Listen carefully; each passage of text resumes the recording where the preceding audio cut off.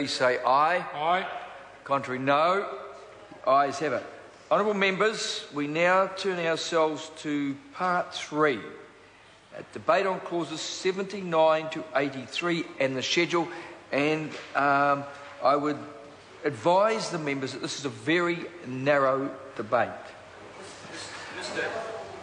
Mr. Chairman. I call the Honourable Mr. Damien Chairman, O'Connor. I consider that an insult. I'm very aware, and I always keep my debates tight. Of course you do. Thank you, Mr. Chair. Mr. Chairman, I'd like to take the opportunity to talk on Part 3, Amendments to the Wild Animal Control Act 1997, and it relates to the definition of wild animal. It says that it will amend omitting tar, wallaby and possum and substituting tar. Mr.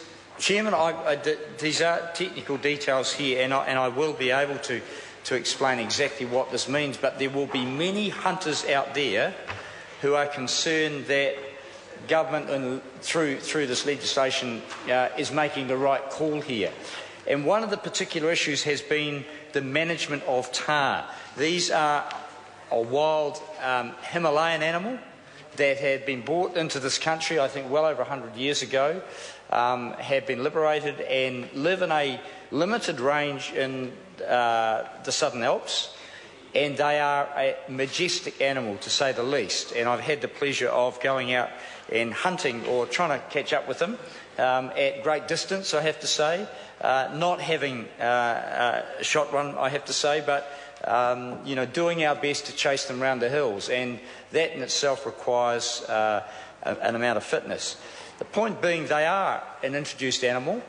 They have established themselves and live right at the highest parts of our Alps. They do graze on some of our native species, and I know there are a number of people, conservationists and the Department of Conservation, who are concerned that the numbers would get out of hand.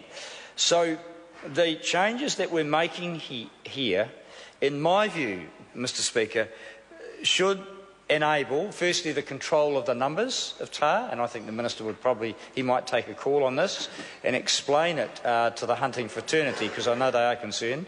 So we need control. But we also have fostered a very valuable hunting, commercial hunting, as well as recreational hunting activity in the country, and there are literally tens of thousands of dollars spent in helicopter time and with guides on accommodation and on the very best, I'd have to say, of hospitality for people who fly around the world to come into New Zealand to go out and hunt Himalayan tar.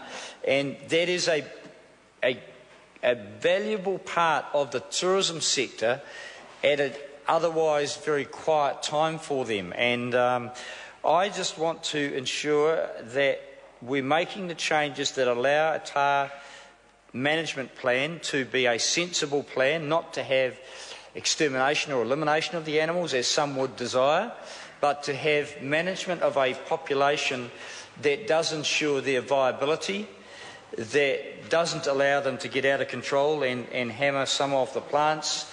The Mount Cook lily, for example, is, I know, a threatened species up in the high country, and we appreciate the need to protect those species. But anyone who has seen a tar out in the wild and see them run up vertical rock faces and down and around has to admire the nimbleness, the tenacity, the sheer skill of these animals in surviving. So that is one of the amendments that's under Clause 80 of the bill. And I just need to ask of the Minister, and I hope he'll take a call, to reassure us that changes to definitions in the Wild Animal Control Act of 1997 aren't going to put the skids under all those tar hunters. We've got other changes here under Part 3, Mr. Speaker, and they relate to possums and wallabies. Again, they are species that have been introduced to this country. The possum, of course, is a serious pest for both the decimation of native flora and fauna, but also for the fact that they spread bovine tuberculosis, and that without control would undermine our ability to export meat and animal products around the world. So both of these, wallabies and possums, need to be controlled. Wallabies have hopped over the Tasman. They are not much good for anything other than the odd hunting activity, Mr. Chairman. They are down in South Canterbury, North Otago. Almost ran into one about midnight one night, heading up the Waitaki Valley. Mr. Chairman? The Honourable Damien O'Connor. Thank you. They are a pest, but they're not a nasty animal, I suppose. But again, one that does need to be controlled under appropriate regulations and appropriate legislation under the Wild Control Animal Act. That is going to be amended by the Biosecurity Law Reform Bill. Mr. Chairman, the Director General of Conservation generally does oversee these processes to make sure that they don't get out of control in the conservation estate. Other obligations that we have now placed on the Department of Conservation to be a good neighbour in the development of pest management strategies should mean that they do their bit to keep numbers of wallabies and possums down at the lowest possible level. They don't, as I say, benefit farmers. There are some people in the fur industry who would like to see possums managed in a more sustainable way so they can get the fur. They've still got a long way to come down to get the figures where New Zealand is not under threat of tuberculosis or not seeing their native species decimated out in the wild. So, Mr.